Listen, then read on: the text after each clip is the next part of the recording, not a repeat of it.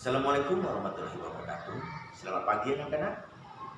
Ya, sebelum kita belajar, coba ketua kelas pimpin doa terlebih dahulu.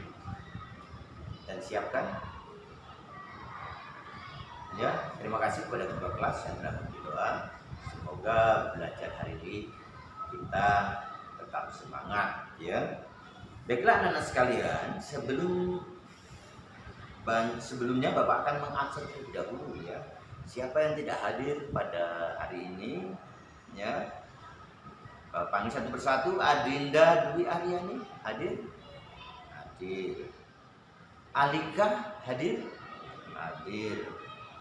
Fajar hadir? Hadir. Intan Aulia hadir? Kenapa? Oh, sakit. Ada suratnya? Ya. Kemudian Nabila hadir? Hadir.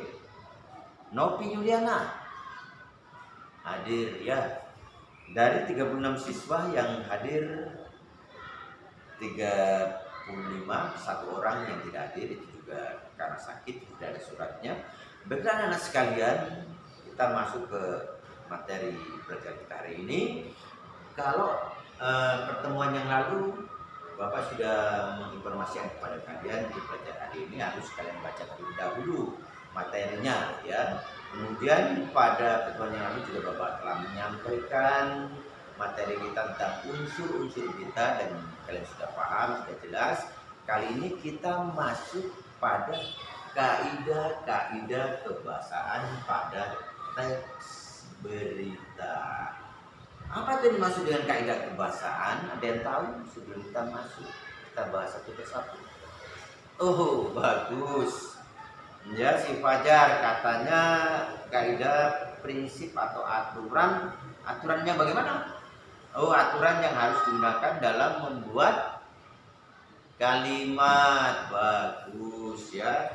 Si Fajar bagus. Kaidah kebahasaan adalah prinsip aturan yang harus digunakan dalam membuat kalimat. Anak-anak sekalian, ada yang ingat ada berapa kaidah kebahasaan? Ada 6. Bagus. Ya, coba sebutkan. Adinda Dwi, apa saja? Menggunakan bahasa baku. Kemudian Aurel menggunakan kalimat langsung. Bagus. Kemudian Bagas Adam apa? Menggunakan konjungsi. Bagus. Kemudian Miftahul, coba apalagi? Menggunakan kata kerja transitif. Bagus. Kemudian Nabila, apa lagi? Yang kelima, menggunakan fungsi keterangan waktu dan tempat. Bagus.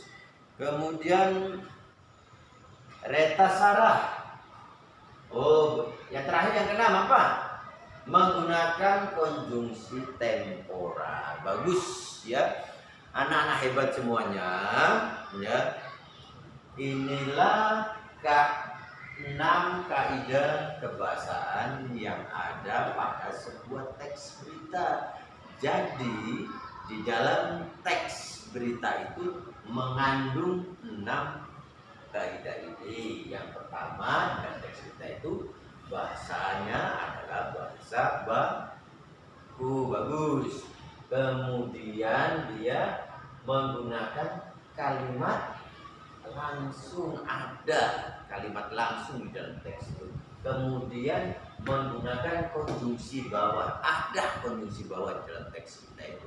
Kemudian menggunakan kata kerja transitif, fungsi keterangan waktu dan tempat, menggunakan konjungsi temporal. Ada di dalam teks berita itu kaidah-kaidah kebahasaan ini, dan itu harus dipenuhi. Kalau tidak dipenuhi, maka berita itu tidak efektif atau kurang tepat. Bagus anak-anak sekalian, langsung saja untuk lebih paham kalian supaya mampu membuat berita dengan baik, maka tugas kalian pada hari ini, tugas per orang ya, bukan per kelompok, per individu, biar paham. Yang pertama, mencari bahasa baku dan tidak baku, ya. Cari bahasa baku dan tidak baku. Dua, masing-masing dua ya. Bahasa baku dua, tidak bakunya dua. Kemudian menggunakan kalimat langsung. Cari kalimat langsung dua. Kalimat langsung itu yang seperti apa sih? Dua maksimal ya. Kemudian menggunakan konjungsi bahwa. Cari kalimat yang ada konjungsi bahwa dua juga ya. Kemudian kata kerja transitif.